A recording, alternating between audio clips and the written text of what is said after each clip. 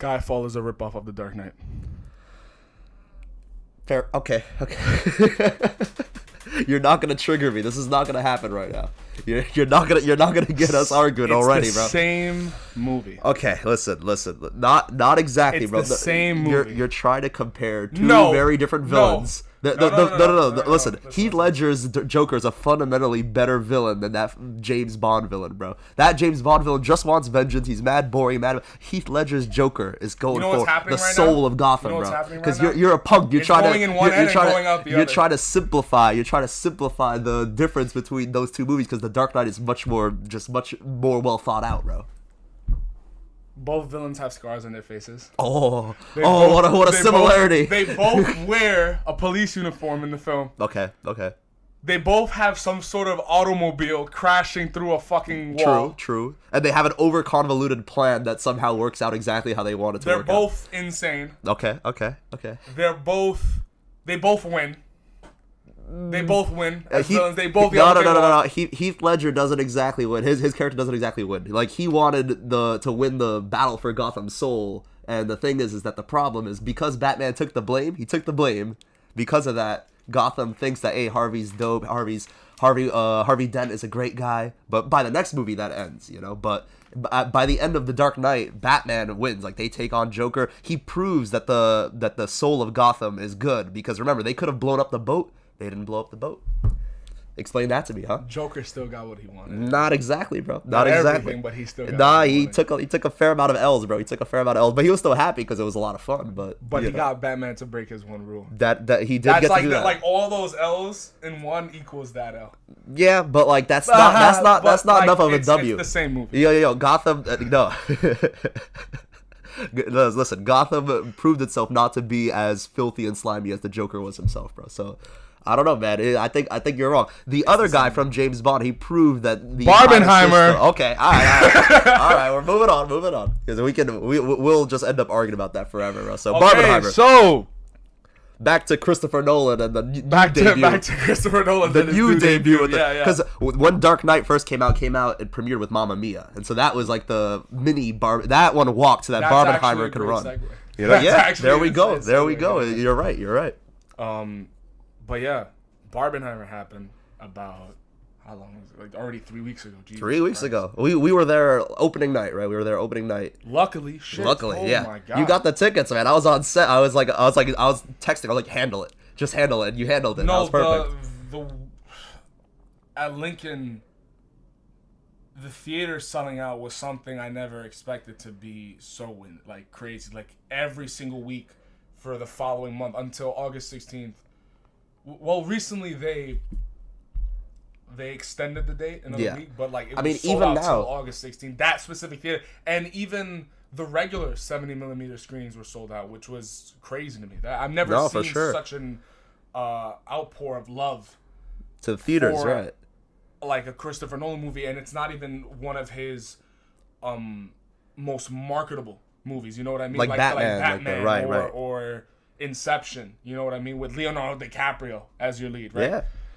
No, I mean, listen, the crazy thing is that Barbenheimer, it's still hard to get tickets. Like, I was trying to get tickets for my dad and my stepmom to go see Oppenheimer at IMAX at 70mm at Lincoln Center, and we can't find any tickets. I'm looking through it. Everything's almost full. It's all like the terrible seats at the front row. I'm not trying to look at Cillian Murphy with like the Giga Chad like face where you get stretched out when you're in the front row. I'm not trying to look at that for 3 hours, So I'm like, oh man, I can't get any tickets.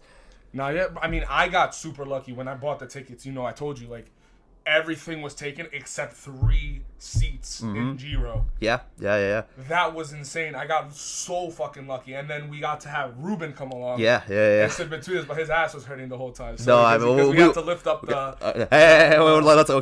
Listen. We have no evidence how Ruben got into that theater. We never know. We never knew how it happened, but bada bing, bada boom, he was there. And it was magical. It was a magical thing. No trickery was required, nothing like that. Tickets were sold. It's a wonderful, wonderful thing, No, don't support Warner Brothers. Don't support. Never. Actually, that was our version of anarchy towards Warner Brothers. Yeah, unintentional anarchy. Yeah, no, fair enough. Support SAG, support the writers, man. All that deal. Yeah, that you shit know, is crazy. we were on set yesterday, and like some random girl, like while she was passing, yelled out, "Support SAG-AFTRA!" Like, oh no, this was the day before it. She was like, "Support SAG-AFTRA!" While we were like just an indie short film just making this movie, and we all just looked at her like, we are not the big companies. Some random woman, yeah, and ruined the take, and it was like, oh. We couldn't do anything about it, man. We were just like, we're not part of the. Hey, at least she's supporting SAG-AFTRA, not like the guy who just walked in front of the. Right. That one. There was one guy that just walked in front of. We don't talk about that guy. That guy's. Now what's the girl's? I actually we don't have the name of, but like I remember the one of the girls on set, like you could see her face. She was like. Yeah. She was visibly watching tight. him just walk past the camera while they were in the middle of a take. I right. was like, yo. Nah, but regardless, we were able to see Oppenheimer. That we saw that one later. What time did we see Oppenheimer? We saw that one after we saw Barbie. We saw it at 11:30 at night, and it finished almost 3 hours. So it finished at almost 3 a.m. Right. But they lied. They just lied. They were like, "Oh, there's no ads in front of Oppenheimer." And so you gotta be there on time. We took an Uber to make it in time because we were like, "Oh, dude, are we gonna be late for Oppenheimer?" Yeah. No way.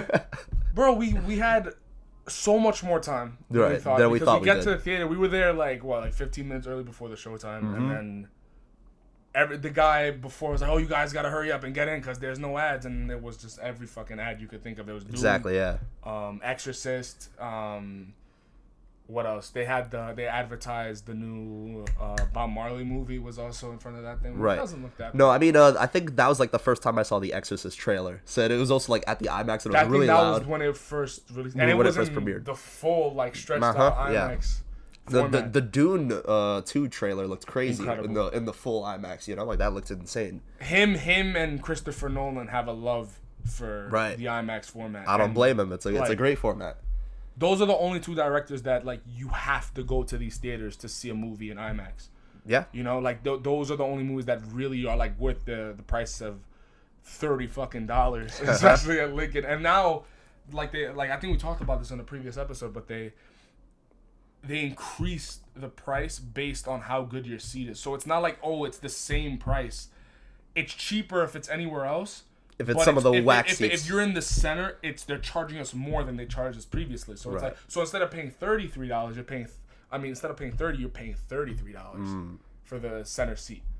So, but we don't have to fucking worry about that because we have A-list. Yeah, I mean, if you decide to go in one of the cheaper seats, you may get that wonderful Giga Chad Cillian Murphy view. You know, like the one where his face is stretched. They gotta charge $10. Yeah, there's no way. That's ridiculous. I'm not paying $30 to watch a stretched out Cillian Murphy. I mean, hey, bro, it's Cillian Murphy. Nah, you know? I think about it every time I go to a theater. Why do those seats exist? There has to be some whack seats at the perfect seats. No, because are obviously high there's an demand. answer. Like, yes, they can make more money with those seats because some people don't give that much of a fuck and they want to just go experience the movie. But in my mind, I'm like, any normal human being would not sit there. I remember I had to sit for, well, out of all movies, it was gonna be Justice League. So I watched it the very first row in the Justice League, the Joss Whedon cut. Yeah, and man. like in Garden State they have the regular seats, and then in the front there's like 3 rows. Right. So we sat like the last row in the front. So it was like the 3rd row, and bro, not valid. Just not good. It's a good neck exercise. You know, you get the.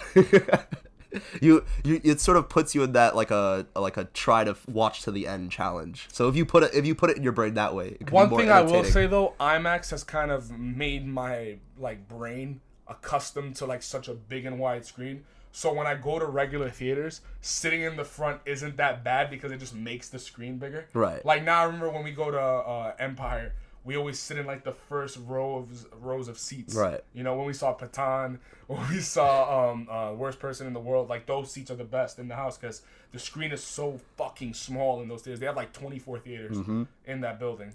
So when you go to anyone other than the Dolby or the IMAX, those fucking screens are small. Well, you know, I got like fairly close seats at the IMAX at Empire 25 when I went with Esteban and Aiden for Oppenheimer, and I got like fairly like close seats, like, you know, centered in like the middle, and they're like, oh, these seats are great. I'm like, like not necessarily, but it's because we're so close, it makes the smaller IMAX seat much larger. I think that's why, because we go to that theater so much, it's like rewired our brains to like take in such a big image. Because I remember when I went with my dad, like when did it come out? Like 4 years ago in 2019 when the new Godzilla came out. King of the Monsters. Right. We sat in, I think, G row, where we sat for Oppenheimer. But since I'm not used to that screen of that scale, it was very like just like we have to look across the screen and all this stuff. But yeah, I definitely got used to it for sure. And when you see movies like Dune, which take up the whole screen, and Oppenheimer, which take up the whole screen, it's amazing. It's amazing. It's great, and it's almost like VR. It's like borderline like VR, like you're in the movie. It really is a more immersive and like a visceral theater experience. Like that. I think he went on a huge like promotion spree, Chris Nolan, when he was promoting Oppenheimer, where he was like, check out like the huge film reels. We're gonna be giving out some like the reels like to the people that come opening night. We got those. Remember we got the little reels things. Okay, but let's be honest. They're not that fucking cool. They're not that fucking cool. I'll take them. You know what I thought it was going to be? Because I remember Raph and Xander were like, but they're giving out film reels of Oppenheimer from the IMAX 70mm print. And it's literally 3 shots from 3 different points in the movie. And they're great shots, but I thought genuinely like it'd be the unique. He had some extra film like prints. And we were getting just random cuts of the movie. Right. That's cool. That would have been cool. That would have been cool as fuck. Yo, I wonder what would have happened if they got the Florence Pugh scene. Imagine the guy they're giving out filmers and it's just maybe it's the courtroom scene where he's just sort of. Maybe that's why they didn't do it. Maybe they didn't do it just because of that. They're like, we can't be giving these out, That would have been amazing. They're just giving out that film reel. No, you know what I wish I had? The shot of him like this, with the light shining on him and shit. And then the meme format, the guy yelling at him. I forgot his fucking. No, he was the guy that played the interrogator. So he was interrogating Oppenheimer. I see him in everything. He's in so many movies. He's in a lot of great stuff. He was in Dawn of the Planet of the Apes. He was the lead in that one.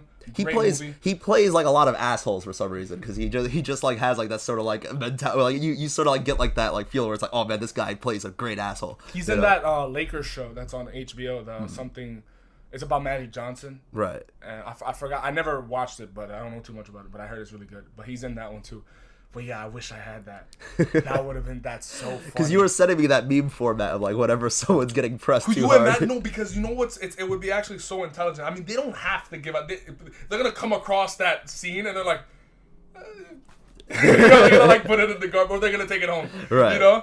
So I think it would have been cool because that would have been an interesting like I forgot the word. Collectible. A collectible, but it's also like. People can make money off of that. Like imagine getting the shot of like I believe we did. Right. And it's just 4 pictures of Cillian Murphy like. Bro. No, I think the ones with Cillian Murphy and Florence Pugh. I think those would have made the most money. I'm not gonna lie, like everybody's memeing the shot of them standing together at the lake. Right. And he's watching like the ripples in the lake, like as like atom bombs exploding.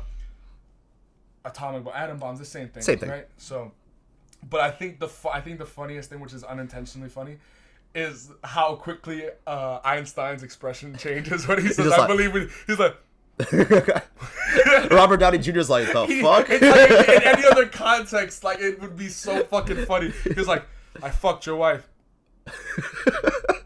And he just walks away and shots like, "This fucking guy. Why is he not talking? What did I do? What the fuck did I do?" It's like, Oppenheimer turned them all against me. All the scientists, they're against me. No, it wouldn't be surprising if he did fuck Einstein's wife because he was kind of he was a huge out. He was bugging the fuck out. That's an actual thing. Oppenheimer, he slept with his friend's wife in their bed, like in his friend's bed. So he's doing a lot of he was a ladies' man, bro. He was doing some crazy stuff. And he said it in the movie where he's like, genius makes up for a lot. Like people will excuse anything that I do just because I can fuck around, I can do anything. Cause bro was on his Mark Zuckerberg. Dude. Time, bro. Yeah, pretty much. He was going wild. But that's what makes him actually like a really cool like character study. Like the fact that he was this really flawed dude, that he there is a lot that you can dissect about him and theorize about him, because bro, nobody really knows. Like that's what what's his name, Benny Safdie's character was saying to him. He's like, nobody knows what you believe, do you? You know? Also, great fucking performance from Benny Safdie. I need Benny Safdie in more movies. He was unfucking real. I love seeing him in movies. I loved him in Licorice Pizza, even though like Licorice Pizza wasn't necessarily my favorite movie of all time, but like, but his performance was one of the standouts. And I love watching him on screen. Yeah, no, I remember really enjoying him in Good Time when he was playing in Good Time, dude. I was like, yeah, no, he's a great actor. It's so tough to think about that movie because I truly believe Robert Pattinson and Benny Safdie should have had some Oscar recognition for that movie, but they got nothing. They just started out, so they're not gonna get that. Yeah. But then now, I feel like we can get a little bit more hopeful because Paul Mescal did get his Oscar recognition from After Sun, which was fucking. I would have never thought that Paul Mescal would be in the Oscar lineup for this year. He got nominated by, I believe, Brendan Fraser was the one that won that year. If he won, it would have even been crazier. Right. You know, not that he doesn't deserve it, but like, holy fuck. But hey, the fact that you get a nomination, that's a pretty big deal for one's career, you know. Like, so that's good on him, you know. Big ups. But nah, man, Benny Safdie, he's really. But awesome. I think Robert Pattinson. It's crazy how the Safdie brothers have both made films where the performances have brought an uproar and an outcry of like, yo, we need to give these people awards because. Uncut Gems, Adam Sandler, 10 out of 10 performance. That's in my opinion, it's a pretty like. If there's a perfect movie, you could say that's one of them. That's up there. I mean, especially like those anxiety-driven, like crazy, like thriller movies. You know, it's not everybody's movie. It's not. I understand. I watched it with one of my friends in Hungary, and he just was upset by the ending. He was like, "Yo, the guy dies. What the fuck was the point of this?" I was like, and I watched it with one of my other friends, and they fell asleep. I was like, "How do you fall asleep for this movie? Like that should be impossible." But you know, I'll never forget to this day looking at you the moment he got shot in the head. Yeah. And you were just like.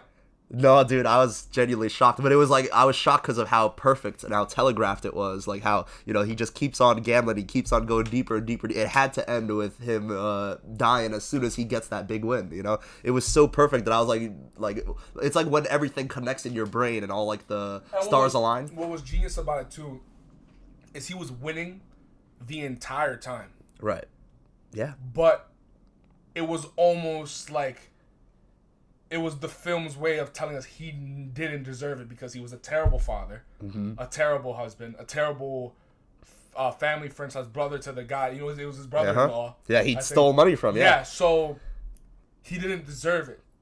You know, it was the it was like the films were telling you like this guy doesn't fucking deserve it. Well, here's the thing. He was doing a lot of like betting early in the movie that was failing, and that's what made him even more of a loser at first. And then when he gets that big win, that's what makes it like seem like, oh, is this how it's gonna end? Like this asshole finally winning and finally getting this big break. And it's implied that he's been losing, but then during the movie he doesn't lose at all. Yeah, and and when they cancel the bet and all this stuff, oh, it's so good. But yeah, no, like I remember Adam Sandler was like, if I don't get nominated, if I don't win, like I'm going back to making shitty movies, and then Hubby Halloween came out right after. I couldn't finish it. You couldn't finish it? I watched like 40 minutes. I was like, no, this is stupid. Someone was telling me that Hubby Halloween was already in development, and so it would have come out. Hubie Halloween, Hubby Halloween, whichever. But it was already in development. And so no matter what, that movie would have come out. So it just lined up perfectly with that quote where it's like, if they don't give me this nomination. He knew it was going to happen. So if they don't give it to me, let me get a check real quick. I'm like, I'm going to go back to making shitty movies. And I promise you all. Doesn't he have a contract now with Netflix?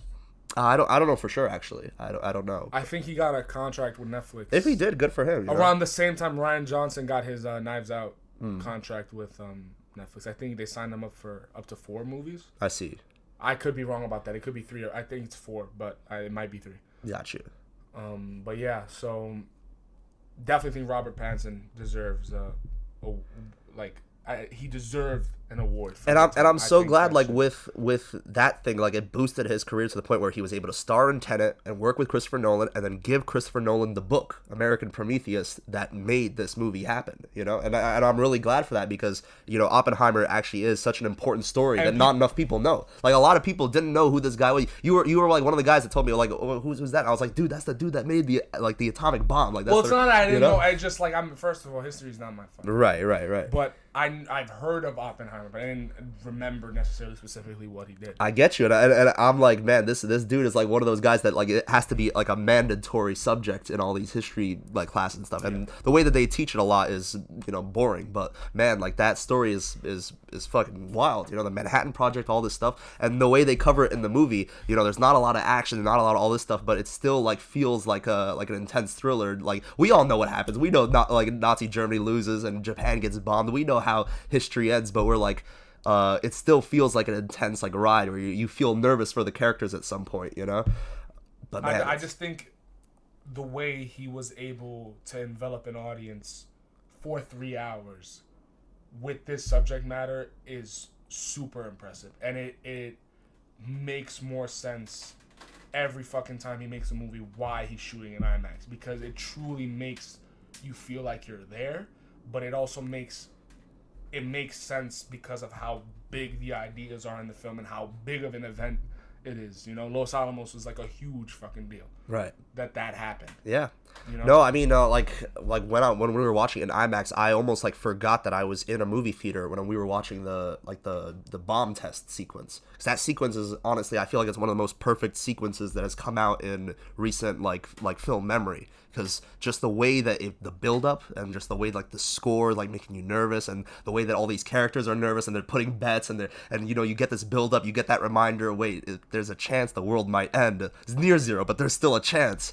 Hopefully it doesn't go that way. If it fails, we're both getting fired. Our careers will be demolished. We're gonna get destroyed. If it fails, like what do you mean? Like fail if it blew up the entire world? No, like if it blew up the entire world, we're fucking no dead. no no.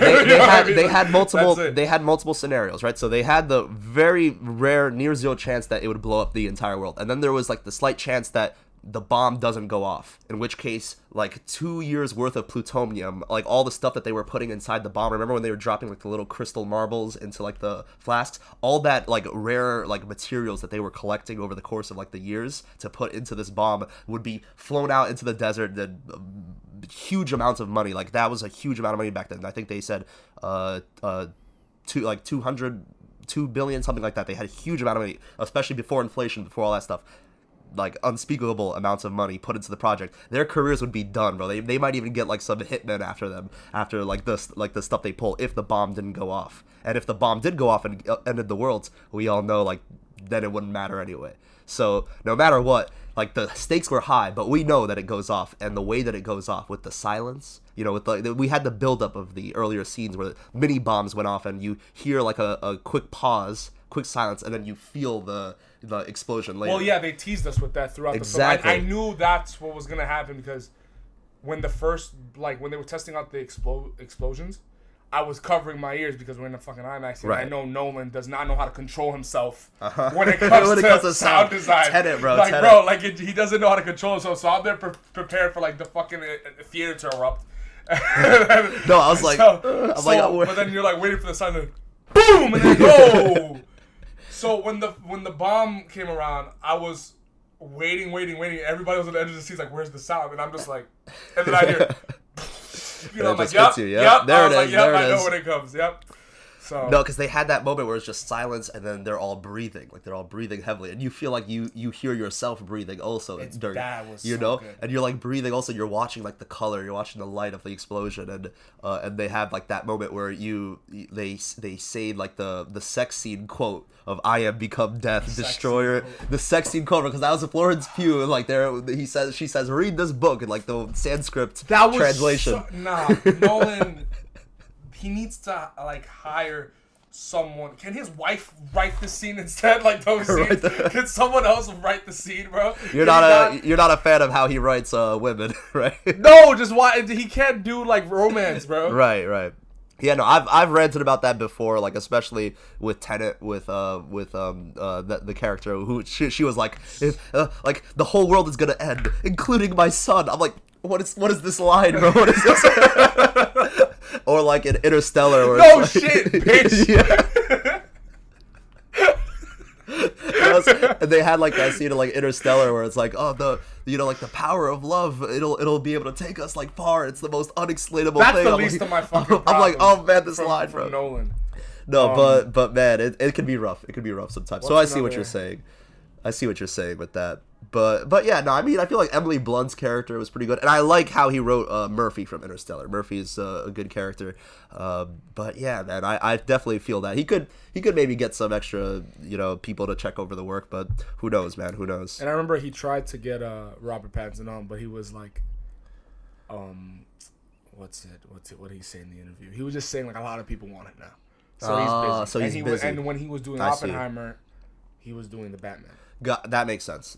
So honestly. He had no time to be an Oppenheimer. But he definitely, like, I guarantee Nolan was like, yo, I have a role for him. He was like, I got Batman, bro. I'm sorry. I got the Batman, bro. Like, I want to continue your work, bro. Greatest move of his career. Holy. Doing the Batman, yeah. I definitely, but anyways, I'm really happy that this movie was successful. As of 7 hours ago, it's at 649 million worldwide, which is for a 3-hour R-rated movie. That's about history. Yeah, you know what I mean. Like that's not easy. But it's boosted. Insane. It's boosted by the Barbenheimer phenomenon. How much is Barbie at right now? Like it's over $1 billion, right? Barbie's over $1 billion. Barbie made a lot of money. Yeah, it's not my favorite thing in the world. I definitely preferred Oppenheimer, but it's also not meant for me. Right. It's not. You're not the target audience. It's a movie about dolls and like stuff like that. But yeah. I mean, Ryan Gosling was the guy that got me through that shit. I'm not gonna lie.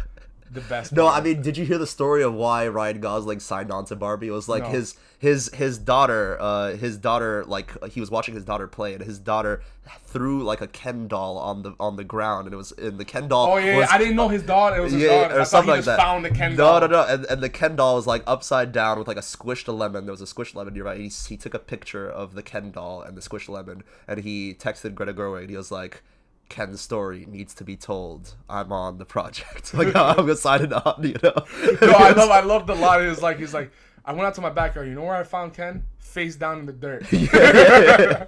And I knew in that moment his story had to be told. And so Greta Gerwig brought him on after that. I mean, that for me, the movie's just messy. The right. third act's really messy. I think there was a lot of ideas that Greta Gerwig didn't really fully explore.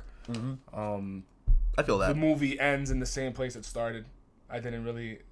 Well, she's like a woman now, right? She was going to the gynecologist's office. It's like a modern day take on Pinocchio, you could say, but it's not as well done.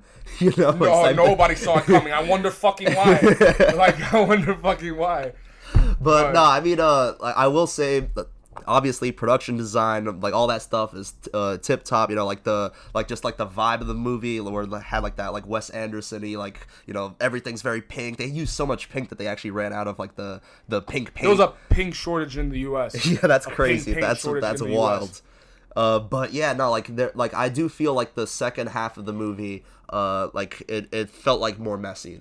And the one thing I realized by the end is it's really not a Barbie movie. It is Barbie the brand, right? The movie, right? Okay, it's very much as kids could watch. It's very much like geared towards adults in a way. It's like a satirical comedy for adults, right?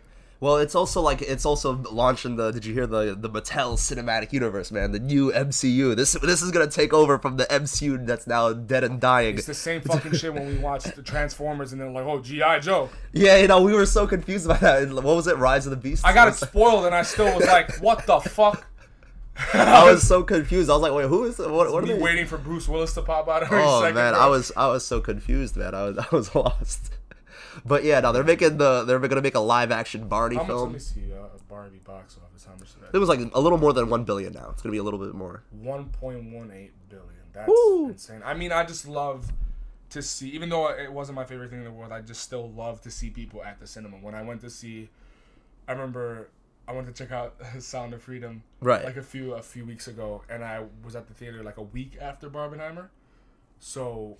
It was just a bunch of people dressed up in pink, and I'm like, I love to see this. It was the same thing when I saw Across the Spider-Verse, which I still think they lied about the fucking box office. That movie made a shit ton of money.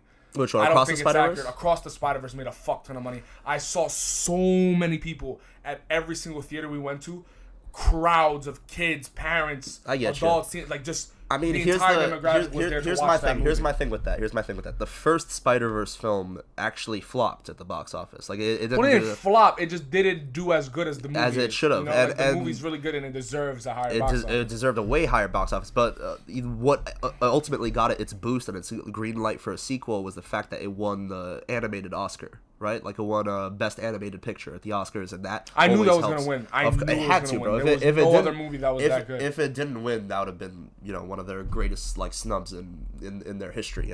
But it's literally Into the Spider-Verse is one of the best animated films, and can be argued to be one of like the best animated film of all time. Right. Like it's so fucking perfect. Yeah. Every beat in that movie, it just flows. Yeah. And the character of Miles Morales, the arc of everything is just perfect. I can't it's almost hard for me to put into words. You know what I mean? So. And I remember when I'm now really excited for the third Spider-Verse movie because like I feel like the second Spider-Verse tells like half the story and I just want to see the rest because it was so good, it was so engaging. Of course, Spot I mean, MVP. No, but that cliffhanger was the cliffhanger was rough, man. That was a was rough cliffhanger, man. But I was lucky just because I knew from early marketing, because very, very early in its marketing it said Across the Spider-Verse Part 1. And so I forgot about that. I knew that it would be a two-parter just because of that very early marketing. I'm like, oh, so they're going to be splitting the movie into two.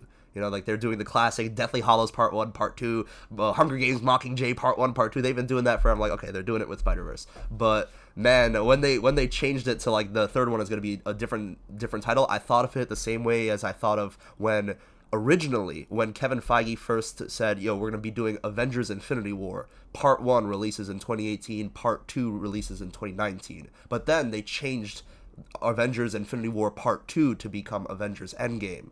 That's what I thought of with the Spider-Verse thing, where I'm like, okay, they're changing the title, but it's still a two-parter. So I was lucky with going in. I mean, I like it when they change the title because it is kind of lazy. Right. It's a lazy Part 1, Part 2. Number, like, 2. Yeah. So that trend began specifically with having the Part 1 in the title. That was with Harry Potter started that trend, but way before they realized that if you put like Volume 2 or something like with Godfather, they were like, oh, you're gonna make way more money just because people associate that brand and the people will go to the theaters more. Yeah. What you saw recently? Well, to wrap Barbenheimer up, I'm really happy that this happened. It's literally probably one of the biggest cinematic events that we've had in years. And it feels like a last hurrah, especially like in this time right now with like the double strike, where it's like this is like a big last hurrah for movies, and we'll see what happens. Hopefully everyone like negotiates and we get the good terms and everything. But man, it's fun like seeing like that feeling of when theaters and movies hit into the main like pop culture, because I feel like it's been a minute since we've had something as big as Barbenheimer. Yeah, it's been weird because everyone's noticed the shift, especially people in the industry, people who are film lovers like us. 10 years ago, film was a different thing than it is now. Right. People were going to watch terrible movies just because of the actor that was in it. You know what I mean? And it would make a fuck ton of money. Like. Yeah, that's how it was. So nowadays, I don't think, if I'm being honest with you, I don't think something like Twilight would be as successful as it was 10, 15 years ago. You think so? I genuinely think so. I don't think it would have been the same. I don't think it could have been the same. I think it was a different time. Like it was almost like you had to be there type of moment. Well, like they that was especially the time of like young adult young adult adaptations. It was empty. Sorry. Oh yeah, no, you're good. What happened? Young adult there was a big spike in young adult adaptations back then. So especially like with the Harry Potter success, like they were like, okay, we're gonna be making a lot of young adult books, but then a couple of them flopped when they were given big budgets, and after that they sort of chilled with that. And I'll always be thankful for Twilight because gave us Robert Pattinson. There you go. Yeah. So. No, I mean he was in both. Like everyone was making jokes back then when he appeared in Goblet of Fire as Cedric Diggory, and he was also starring in Twilight like around the same time, a little bit after. And so everyone was like, oh man, Robert Pattinson, man, and they were clowning on him for being a bad actor, but man, we saw him. Was he not good? I haven't seen that movie in a while. No, he was great in Goblet of Fire, but listen, it's one of those things where people were clowning on him just because association with Twilight, right? But man, when he went to Good Time and Lighthouse, man, and we saw him in all these great movies, we're like, dude, he's gonna be going places. And it was the ultimate satisfaction when he got to Batman. I gotta show you a clip. There's a dude, there's a dude on YouTube called Dylan will not participate. Right. And he basically had a channel where he was like, I'm not sure if it's real 100% everything, but like he has reactions to a lot of movies that he did not watch or songs that he didn't listen to or albums he didn't listen to. So he would react to a lot of stuff that he was left out of. And he was watching Twilight, like did a binge of every movie. And he was watching the first Twilight movie, and there's a scene where I forgot Kristen Stewart's character is like, "Who is that?" And Robert Pattinson's walking outside the window. He's like, "The Batman." He pauses it. He's like, "That's Batman, bitch." Yeah, no. Bro, Hindsight is 20/20. I think I have the clip of it on my phone. That shit always makes me laugh. That's Batman, bitch. No, that is perfect. That was perfect. But yeah. Also, one thing I wanted to mention. The actress in the movie who plays the real world mom, like the Latina mom's daughter, I believe she's Latina. Her daughter, the actress is Ariana Greenblatt. I don't know if I pronounced that right, but I feel you. she was one of the rare actresses that's been in multiple billion-dollar movies because really? she actually played Gamora as a kid in Infinity War. Oh, I see. So she has $2 billion movies under her belt. Good for her, man. Good for her. And she's like, I don't know, she's like 16, 17 or something like that. Wow. I don't know how old she is. Yeah, I know. I mean, no, absolutely good for her. Because I remember, like, the young Gamora sequences were important into making you, like, feel for Thanos. Like, especially, like, that, like, great scene where after he snaps and he sees her, like, the orange soul stone realm or whatever. And he's like, did you do it? Yes. What did it cost? Everything. And you're like, man, I feel for Thanos, man. This is a good character. This is a good scene. But yeah, no, good for that actress. That was her, yeah. You got to see the new Ninja Turtles.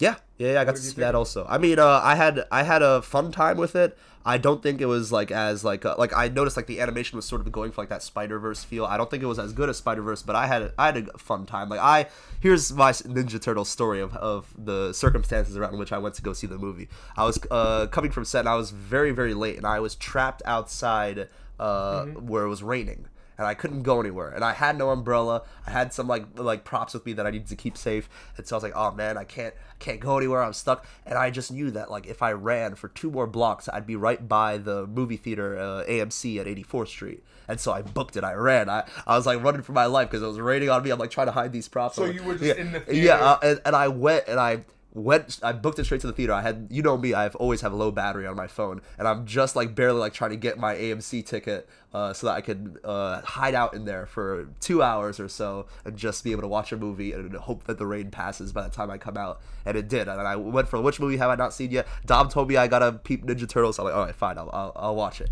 And so I watched it, went in, and I forgot about my trouble with the rain for 2 hours. I had a fun time. It was escapism, bro. It was fun escapism. I think there's some problems with the movie in terms of like exposition. Like I think that they sometimes explain things too much, but it's for kids. Sometimes kids need to be spoon fed. I prefer when they're not, but sometimes kids get spoon fed. The reason for me that brought down the film, because I agree with you, it was definitely more tell than show. Yeah. Definitely a lot of positives, but I think one of the biggest drags for me was that it was just a bunch of exposition. Right. And for me, I'm just kind of sick and tired of seeing the Ninja Turtles dealt in this way.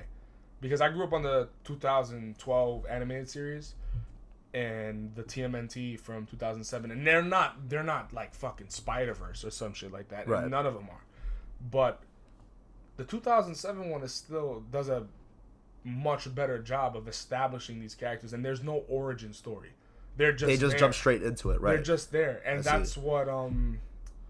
that's what was cool about. That's also something I loved about like the Homecoming movies, where it's just like they don't do the origin story again. They just jumped it right into it. So when you don't have to do the origin story, you can focus more time on telling the story that you want to tell. Same thing. What I loved about the Batman too. Right. The Batman does that really well. Where we just jump right into the action, So this movie jumps right into the origin story. Yeah, they skip most of it, but it's like we get it. Like 15 years later, the fucking turtles come out of the sewers and shit. So it all started because of Ice Cube, man. They wasted Giancarlo Esposito, bro. Yeah, he was just like got clipped in the first 5 minutes of the movie. Destroyed. And what's stupid too is that in every iteration of the Ninja Turtles, Baxter Stockman is the Fly. Oh. He becomes the Fly, and So- he doesn't have like I don't believe he has like a name or an alter ego. It's just he's see. Baxter Stockman, and he turns into a fly. I didn't know that actually. You see, I'm actually Like a never mutant fly. I never grew up on like the Teenage Mutant Ninja Turtles like lore and everything. That's why I've always been less like into the characters than you are. Like remember like when we watched like the Michael Bay like No, wait. I'm sorry to interrupt you. You know what that made me realize? You know how much of a better movie it would have been if Giancarlo Esposito was the fucking villain? And he was super. You know how much of a better how much of a better movie it would have been, bro? He had way better, bro. Oh my god, bro. He had a way better motivation than fucking Superfly, bro. Right. Cause he'd be half human, half mutant fly, and then like kicked out by both worlds and trying to find a place to bond. Right, I see you. Yeah. Oh my god, bro. So we had to have Ice Cube. In so originally, like in the lore, it's always that dude. What's his name? Baxter Stockman. Gotcha. He's in the. You know who plays him in Out of the Shadows, the Michael Bay ones? Which one? By the way, you can continue what you were saying. I'm sorry to interrupt you before, but Tyler Perry. He plays Baxter Stockman in Out of the Shadows. That's jokes. Tyler Perry, the legend, man. No, I no, because I legit was never really big on the lore, so I know very, very little. And I just knew like the little snippets that I had from like the Michael Bay movies, where I was always a bit of a hater in terms of like I was like big gray villains, I don't like it, you know. So I was a young kid that was very like cynically tuned out of those movies, you know. But this one I had a fun time. I liked the chemistry between like the turtles. They felt like teenagers. They felt like there was a funny review on Letterboxd where they were like this is like what happens when the group chat actually hangs out. That's what they were saying about like the turtles. I'm like, yeah, I feel you, because they had that like fun, jokey vibe. And... Well, that's one of the positives of the movie. I think that's one of the things that carries the movie is really the cast that plays the Ninja Turtles. But then again, I think I was talking about this with Raph right before we started shooting. But he was talking about how some people told him that they're very similar to each other. Like Raph is not really Raph in this movie. Mikey. You can't even tell that's Mikey because everyone's acting like Mikey. Right. You know, everyone's acting young and foolish and stuff. Like, Raph should have been the edgier version. Violent you know, one, like, because he's like, oh, I'm violent, but then doesn't do anything violent. I mean, he did like 2 scenes of violence, and that was it. I also hate that, like, we're using, like, Leo's using katanas. Can he slice some people up? Right. I don't understand why we have to keep doing this. They did the same thing where Percy Jackson has a fucking giant sword and he's with the butt of his sword like yo, swing the sword, bro. Cut his head off. Why are you hitting him with the, like, yo? They're like, this is for kids and we can't be showing them killing people, you know? Bro was hitting people with the butt of his sword, bro. But the monsters just got all of it. Like, it's the same thing that I hated about playing Jedi Fallen Order. Because in the first one, they don't show him cutting the people. No, you just see he just cuts the animals up and the aliens or whatever the fuck those creatures that are running around and stuff.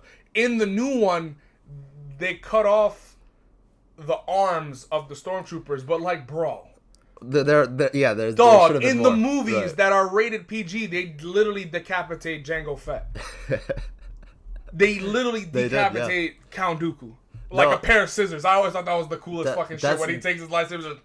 Do you think it's because Star Wars is like a Disney IP and they still don't want it to be like a... But they've done worse shit. But that was before Disney bought them, right? Like it's not about Star Wars anymore. Anyways, we're talking about the Ninja Turtles. We'd go on a whole rant about that. I mean, slurring my words because I'm so like angry about it. No, I feel you. No, I mean, they can show like dead bodies and like nice brands. Like, I know in the new Harry Potter game, you could go around saying like the killing curse, like the Avada Kedavra, and you could just kill like teachers and students and shit, and they'll just show it. You know, like you just fucking go around, but you're not really like decapitating them or anything, but you're murking people in the classroom and nobody's reacting. You know, so I guess it depends on if the game creators have balls or not. You know. Well, I mean, for Ninja Turtles, it's whatever, but I definitely would have liked to see the Ninja Turtles, like, use your fucking sword. Right. Use your fucking sword, please. But yeah, the cast was great. They were willing to use their weapons on the watermelons when they were testing it out, when they were testing out the things, and then on everyone else, they're like, nah, watermelons, we're going to treat them badly. I wish they utilized more of the New York culture. Some of my favorite scenes was when they were bringing, like, NYC culture into the movie. You know, when there's that one scene where they're just ranting, it's like, let me get my bacon and Bacon cheese. I got my cheese. Tim's on, I got my puffer on, like all that shit. It's perfect. It's awesome. But they need to add more of that. I want to see more of that. They didn't. The city felt kind of like it was like a hit or miss kind of thing when we were. There were like some moments when the city had personality and a lot of moments when it didn't have. Yeah, I thought the final fight scene was shot really well. That's when they utilized the animation the best, Right. in my opinion. But I don't know. It's definitely one of the weaker Ninja Turtle movies. I mean, from my latest memory of the Michael Bay ones, I prefer watching those. Oh, to really? be honest, I prefer Because watching for me, it's it's vice live versa. action, so right. And I never understood why people hated the turtle designs in those movies. I thought they're like, bro, we're bringing fucking Ninja Turtles, mutant turtles into the real world. They're gonna look fucking weird. They look like. They didn't look that weird. They They look looked that pretty crazy weird. to me, They bro. looked pretty weird. They didn't look that crazy to me. They're fucking turtles, bro. Turtles look I weird. just remember them really thirsting after Megan Fox, and I just remember just how like horny they were for her, and I was just like oh man, nah, Rule 34 is about to go crazy, bro. That shit's not right, bro. That shit's gonna be, So I'm like, nah, I don't want these Ninja Turtle designs out there, bro. Rule 34, nice. But yeah, nah, Brody, it's what it is, man. I think I was fine with this adaptation of it, but I'm not the biggest Ninja Turtles guy, so I really can't say too much. Yeah, I had a decent enough time. I saw it early too, which was fun. Added to the hype a little bit, and I appreciate that it was made. Bring this new generation into the Ninja Turtles world and stuff like that. But there's definitely, bro, come on, there's better stories to tell. Right. It's like they're not even trying. I feel like the greatest Ninja Turtle movie was probably the one from the 90s. And even that one's like, it's not the strongest fucking story, but it's like, it's fun and it's definitely better. Like they introduced Casey off the rip, Casey Jones, which is one of the biggest characters in the Ninja Turtles world, and April O'Neil too. She's in every movie, but like I'm tired of. She has to be in there, right? She's usually one of the most important characters in those movies, right? Yeah. Big part of the lore. Yeah, of course you can't do Ninja Turtles without April O'Neil because she's the reporter, and she's basically kind of always trying to help them get out there in a way. Like I remember even in the Michael Bay ones where she's the one that got the news people to kind of see their good side and stuff like that. We're getting evidence that they could live in the real world. Yeah, no, in this one they made her like this relatable she was like a high schooler, right, trying to get out into the world. And I didn't hate the way they went about her character. I think for this day and age, for a kids movie, that's nice to have. Right. Anyways, we got to see last week an early screening of Gran Turismo, and I have to say, that was a good fucking movie. We enjoyed it. That was a good fucking movie. I really enjoyed myself. Out of all the dog shit that has come out this year, that is going to be in my top 10 list. Got you. I don't give a fuck what anyone says. I understand some people might not like it. That's okay. It's not their cup of tea. I loved it. I think the script, yes, has its issues. Mm-hmm. The good outweighs the bad in this movie, and I fucking loved it. It was a big surprise. The trailers were terrible. Sony, as always, can't marketing. No, they're right. Terrible trailer. Showed the whole movie. Mm-hmm. Insane that it's based on a true story, which I also loved how it's a video game adaptation, but it's based on a real life person that this happened to. Like that's because when you're first watching the trailer, you're like, that's a fucking ridiculous idea. Like, yo, a gamer becoming a race car driver, and there's like, oh, based on a true story. What the fuck are you talking about? What are you talking about, bro? And it makes it sort of like you feel like one of the doubters, like how he had like a lot of doubters in that movie, and you start out that way when you're first watching the trailer, or when you first start watching the movie. You're one of the people that are doubting him, and then he slowly wins you over as you see more of him, Yeah, and I think as the lead, the guy did a good job. Let me look up his name, actually. And the real guy that he was acting as. Was a stunt driver in real life. He was the actor. Stunt double. So the character that this is based on, the real life dude, he was the stunt driver. What's his name? Jean. I'll look it up. Jean Modenborough, something like that. Marenborough, something like that. But yeah, the guy was based on. He was the stunt driver for his character in the film, and it's all real in camera driving. Right. and it's beautiful. There's some very well utilized drone shots in this movie. It's not like Ambulance, where you're just like, bro, like shoot everything. Fuck it, we're doing it live. We're doing it live. Shoot everything, bro. Act like you're chasing a fly. Right. Fucking. Nah, the car chase sequences were crazy. Some of it. So like some of the ones that they were doing, man, like the shots were just wild. When they were coming past the finish line and the drone was coming. Oh, man, yeah, man. So good. I think it's Jean Martinborough. That's what it says. Han Martinborough, whatever. John Martinborough. Sorry for mispronouncing your name, sir. And then, yeah, the guy, Archie. Bro, what the fuck is up with these names? That's the way it is. No. What's the guy's name? The actor's Archie Madekwe. Oh, the fuck? What was his name? Always with these audio problems, bro. What was Archie Madekwe. No, I don't think that's how you say it. You don't think how you say it? Regardless, we apologize, Anyways, sir. You were great in the movie. I think this movie deserves more love. I think it's insane that we're giving $100 million to a movie adaptation of Gran Turismo. Nowadays, I feel like this is some shit you would only see in like 2008. Right. You know what I mean? I think that the fact that this movie was made was a miracle. David Harbour. You know, I'm a big Stranger Things fan. Yeah. This to me, in a way, differentiates from the character, but a little bit. He is playing sort of the father figure role in this. But what I love about it, and why I say it's different, is because he's one of the people that's hard on him, because he's like, yo, fuck these guys, these gamers. They think they could drive. Go fuck yourself. Right. We're not doing this. You're not gonna handle this. It's a 200 mile per hour fucking animal. And he was right. He was right for a lot of it. So like, no, he was right for a lot of it. Yeah. He threw up on my lawn. He's amazing. Yeah, David Harbour he's one of the highlights of the movie. He's probably one of my favorite characters in the movie. He plays Jack Salter. Don't know nothing too much about the real guy, if that's his name or not. Probably is, based on a real person, but all I know is that it's the Jan Martinborough guy. That's what the story surrounds. Orlando Bloom was great. Was awesome. He was awesome. He added character to a rich head of a what was he? What was Danny Moore doing? Because he plays a guy called Danny Moore. He was like a big company guy. He was part of like the fucking advertising. Right, he was part of like the advertising for Nissan. Yeah, for Nissan.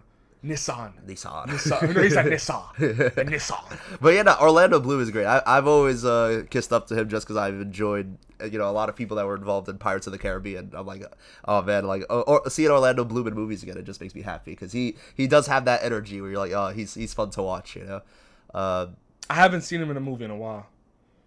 Yeah, like he was like big in like the 2000s type Lord of the movies. Rings, and stuff like that. Yeah. But yeah, bro, the Gran Turismo, it's inspiring. It's an inspiring story. Everybody can go see it. It's really good. You know what I actually found out after the movie? After like I was doing like a little bit of research, like I was just like scrolling, and I found out actually that like the Wait, we have to be fucking careful. What's the production company of this? what's the production company? Don't see the movie. Don't see the movie. Don't see the movie. Please, for the love of God, don't see the fucking movie. Yes, Columbia Pictures. We're fucked. Uh-oh. Wait, Columbia. Scab.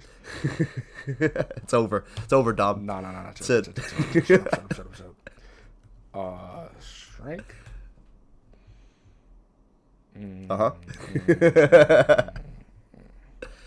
Support SAG-AFTRA.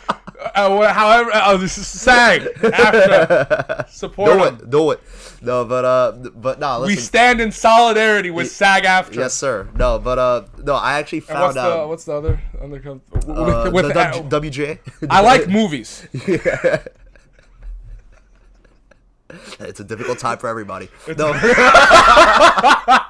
no, but listen. There, I was doing some research, bro. Like after the movie, and I found out actually that they ended up. I'm sorry. It's hot as fuck in here, dog. Yeah, it is. I just realized they added what? Oh no, I'm so sorry. They added like in the movie in the thing. It turned out that in real life, the race at the end happened much earlier, and the tragic accident that happened like before the race actually happened later in like. You did your research on this movie? No, I didn't do like. I didn't even know that. I was just looking at it, but it turned out that like the really bad car accident, like the one that So he got his license. He had it, yeah, before like he won. No, wait. He got his license place before the accident. The last race was the one to get him back in after the accident. No. Listen. I'm confused because the final race is to keep him. The final race, the way that they structured the movie to make it more engaging, to make it like more like all this stuff, is that was like to come back after the accident. But he had to make third though. But he made third. He made third, and he got to that position. Got the respect. But that doesn't. Okay, I don't understand because I understand what you're trying to say. You're saying that race happened before the accident. Yeah. But was that so? In reality, it was what you're trying to tell me is that race was to prove that he can stay there. No, yeah, because he already had his license. He already had his license, but he proved that professionally we can take them seriously because he got all the way to third place in that race. But it actually didn't take place in Le Mans. It wasn't actually in Le Mans. It was some other race, but it was a huge like 24-hour. Because race. I remember it was almost like a PR stunt, right, to put all the gamers because Le Mans is like a. It has to be 3 racers, I believe, and so he brought the second and third gamers of the GT trials or whatever they had, the GT camp that they had. But yeah, no, that's what it was. I think it was a PR stunt to get the trust back into motorsport, but I didn't know that it was like the reverse. Yeah, it was. They changed it. Essentially, in real life, the accident happened a little bit like much after, right? But he could the real guy, Jean. He considered it such an important personal event in his life. And it was such a thing where he was like, I want people to know about this, that he was like, listen, I need this scene to be in the movie. And structurally, the filmmakers were like, okay, to make this a 3-act structure, we have it happen before, and then he sort of redeemed himself with that race, And so that's how they framed it as a narrative. And the funny thing is too, if they told it the way they did, it almost would have been like I wonder. Would it have been more interesting? Because that makes it kind of like a simple story. It works for the movie. Right. I don't think I think it's such an engaging movie. It's so much fun. I think the characters are really good. It kept it a simple 3-act structure. Yeah, it was because they have like this guy. He's on the up and coming, and then he has like a downfall, and then he rises back up. It's like that sort of thing. Would it have been more interesting if they went kind of like a Ford v Ferrari type of ending, where like he gets to a certain point, but then afterwards that hits him, and then how he deals with the what happens after, like how he deals with his career after that. You know what I mean? Right. But that accident, bro, when he flies off I'm not. It was like a bump. It was like a little bump. I'm not sure if we can talk about too much spoilers. I mean, it's based on a true story. Yeah, so based on a true story, so it did actually happen. But let's not talk about the specifics of the accident. And you can always put the spoiler alert beforehand. But that's what I'm saying. I'm not sure because it's supposed to come out. I think it was supposed to come out August 11th, but they pushed extended it back. the release date to August 25th. Got you. So we're one of the only people that have. I see. Right. But yeah, no, it's just an interesting tidbit that the movie is a little bit different from real life. And so that was one of the things that I wanted to let you know about, because I was reading up about it. I was like, oh, that's actually kind of cool, because they made that decision in terms like filmmaking and all that stuff. Well, yeah, of course. I mean, you always have to. They're always gonna change stuff, right. But at least it's not Narcos level bullshit. Bro, fuck the show Narcos. I haven't seen it. I haven't seen. Fuck Narcos, that show. They just They just straight up lie. After the second half, I think after. During season 2, they just straight up lie, bro. Right. It's so fucking annoying because it's history. Yeah. It's fucking. Why are we just making up? Because there's a character that maybe I have to do more fucking research. Maybe I'm wrong. I don't fucking know. But I remember when I did my little research about the season and stuff like that, because there was a really good scene where Pablo Escobar in the show kills one of I forgot, he led a team, and it was a while ago. I watched the show a while ago, but he gets to him and he kills him, but the guy that they base it off in real life They changed his name for the show, and they killed him off in the show. But in real life, the guy is alive. Huh. So they did it as like a shock value death. What almost? are we doing? Right, I get you. Maybe I have to keep watching it. He lives, but I stopped fucking watching. I was so upset. I was like, that's one of the best characters. Maybe it was like a Peaky Blinders situation where they just like fake the death and then bring them back later. You know? You have to shut the fuck up because you do not have the right to talk. Finish the show. I will. Oh my god, bro. But I mean, no. But there's a lot of like instances in movies where they do little changes to make a narrative like make more sense. Like in Oppenheimer, for example, they use Albert Einstein as like this like a mentor for Oppenheimer, where he goes to him throughout the movie, gets advice type shit, you know. But in real life, he actually went to someone else when he came to the discovery about the near zero, when Betty Safdie was like, oh, check this calculation out, we could destroy the world. And it's like, no, this is cap. And he went to another scientist, not Albert Einstein, because Albert Einstein didn't have clearance because he was saying even crazier stuff about communism than Oppenheimer was, where, you know, Albert Einstein was saying some stuff about like Vladimir Lenin and stuff, and like the US government was like, bro, nope, you've lost nope, me. Nope. But no, you've lost me, no, bro. but here's I'm so fucking confused. But right here's now, but here's what I'll say. Basically, Albert Einstein was used as a way to like put together a bunch of people in the scientific community. Okay. You know? I thought you were just ranting. No. I was like, wait, what the fuck? No. But basically, Albert Einstein was used as an amalgamation of scientist characters, and they used him as a simple way to keep the narrative flowing. You know, but he wasn't actually as involved in that stuff as they showed in the movie. You know, and it still works. It makes the movie better. You know. And of course he's a GOAT. You gotta show him. He's like a Marvel Cinematic Universe. I saw a meme where people saw like in the Oppenheimer trailer, like they saw Albert Einstein, and then people were like cheering like it was a Marvel movie cameo. Like, oh my god, oh my god. That was fake though. That was fake. It was fake. It was just really well edited. It was just a well edited. With like, oh, let's go. They had like let's go. Yeah, Soup's. They had like Soup's voice in the background.